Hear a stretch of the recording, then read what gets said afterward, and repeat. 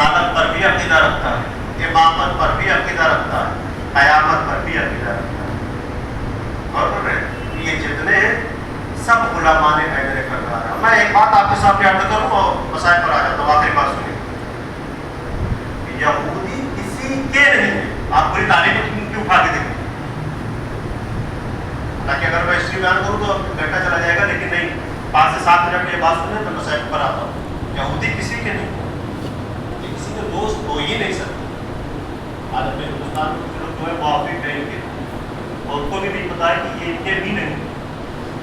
اب آپ ویڈیو دیکھ لیجیے، بنکر میں جب چھپنے کا معاملہ ہو رہا ہے، ہندوستانیوں کو نکالا جا رہا ہے کہ نہیں تمہارے لیے جگہ نہیں، ہمارے لیے چلو نکلو یہاں سے. ہے کہ نہیں؟ دیکھ رہے ہیں کہ نہیں دیکھ رہے؟ یہ کسی کے نہیں. میں آپ کے سامنے عرض کروں،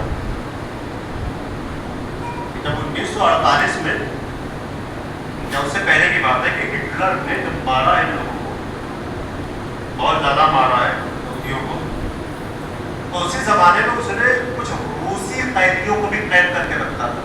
اس نے ہٹلر غور کر رہے ہیں، تو اس نے ایک گڈھا کھدوایا، اوپر جو ہے راڈ ڈال، گڈھے کے اس طرف 2 راڈ کھڑا کر کے اور ایک راڈ ایسے پٹ، اس میں کچھ رسیاں ڈلوائی راڈ سے، اور گڈھا کھدوا دیا. ہٹلر نے کہا ہم لوگ کو چھوڑ دیں گے، لیکن ایک کام کرنا پڑے گا. کہا کیا؟ روسی قیدیوں سے کہا، جو روس کے قیدی سے کہا کہ اپنے ہاتھوں سے یہودیوں کو زمین پہ گاڑ دو، یہودیوں کو زمین پہ لٹکا دو اور مٹی ڈال دو. جو روس کے قیدی تھے وہ رحم کھا گئے، کہا کہ یہ ہم سے نہیں ہو پائے، زندہ کاٹ دو، یعنی زندہ اس طریقے سے لٹکا دو گڈھے میں، اوپر سے مٹی ڈال دو، یہ اندر ختم ہو جائے. وہ روسی قیدیوں کے دل میں رحم آیا نا، یہ ہم سے نہیں ہو پائے، کیونکہ وہ ہٹلر تھا. ہٹلر کے حکومت کا تم نے انکار کر دیا، وہ زمانے کا ہٹلر تھا. اس نے کہا ٹھیک ہے،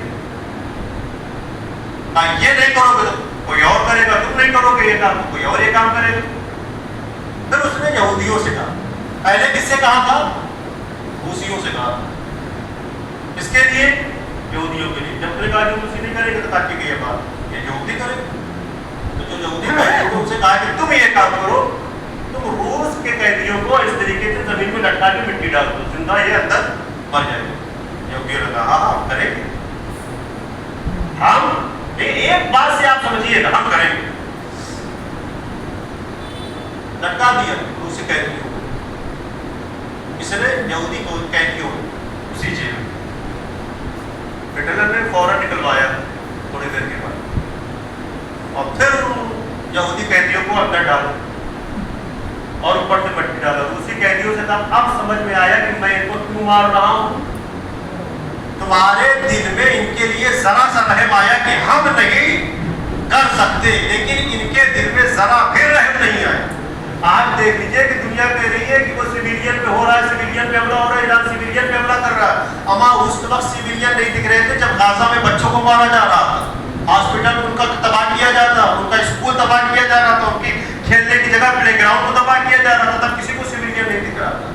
مطلب کیا ہے؟ تب اسرائیل اپنی بات منوا رہا تھا، لوگ مان رہے. لیکن اب سب کے سامنے آشکار ہو چکا ہے کہ ظالم کیا ہے، مظلوم کیا ہے. اور یقیناً یہ ظالم اور مظلوم کا جو میسج ہم کو ملا ہے کہ کربلا کے میدان سے ملا. آپ دیکھ لیجیے امام حسین علیہ السلام نے کربلا کے میدان میں سب سے بڑے آتنکواد کا چہرہ بے نقاب کر دیا کہ دنیا پہچانے کہ ظالم کون ہے، مظلوم کون. آگے کربلا میں دیکھ لیجیے کہ مومن کون تھا، محبت کرنے والا کون تھا. آگے کربلا کے میدان میں دیکھ لیجیے کہ منافق و کافر کون تھا، بغض رکھنے والا کون تھا. بابا دانا نے مظلوم کربلا